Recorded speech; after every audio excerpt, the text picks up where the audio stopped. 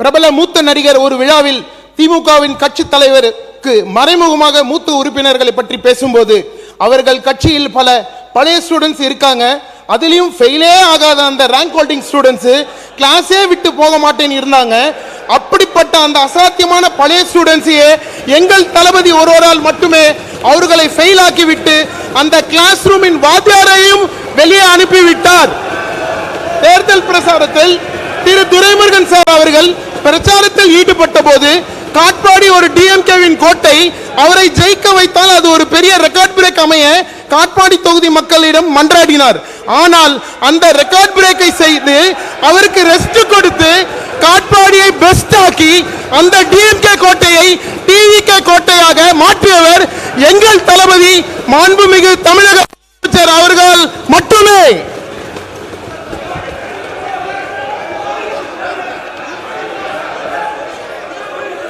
காட்பாடி சட்டமன்ற தொகுதியின் கோரிக்கைகள்.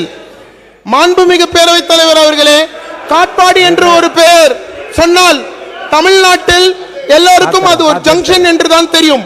ஆனால் அது வெறும் ரயில்வே ஜங்ஷன் மட்டுமல்ல, அது ஒரு கல்வி மையம், தொழில் மையம். சொல்லுங்க. மாண்புமிகு பேரவைத் தலைவர்களே, கண்ணி பேச்சு நல்ல ஒரு டாக்டர் அவர். காட்பாடியை பொறுத்தளவு நல்ல டாக்டர் அவர், அதில் ஒன்றும் மாற்று கருத்தில். ஆனால் ஒன்றை சொல்ல நான் விரும்புகிறேன். அந்த வேலூர் மாவட்டத்தில் இருக்கிற 5 தொகுதியிலேயே அனைத்து வசதியும் உள்ள ஒரு தொகுதி எதுன்னு சொன்னால் காட்பாடி தொகுதி தான். நாங்களே பொறாமப்படுவோம்.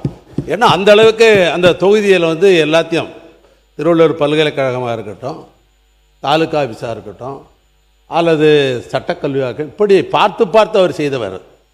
அவரை ஒரு உதாரணமாக வைத்துக்கொண்டு புதிய வந்திருக்கிற சட்டமன்ற உறுப்பினர் அவருக்கு நான் போட்டியாக இதெல்லாம் செய்ய போகிறேன்னு சொன்னாக்கா அது சிறப்பாக இருக்கும். அதை விட்டு அது குறைப்படுவது என்பது தவறு ஒன்று.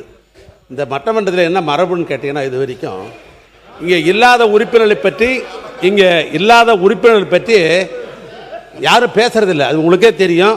நீங்கள் உங்களுக்கு தெரியாத விஷயமே கிடையாது. ஆனால் இங்கே இல்லை, அவர் இல்லாதவரை பற்றி இங்கே பேசுவது என்பது அது மரபல்ல.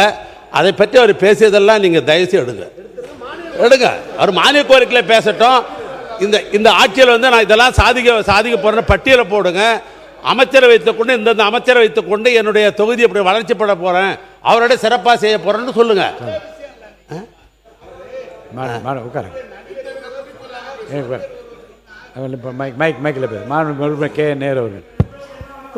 பெரிய நடிகர் ஒருவர் சொன்னார் என்று சொன்னார், பழைய ஸ்டூடெண்ட்லாம் இருக்கிறாங்கன்னு.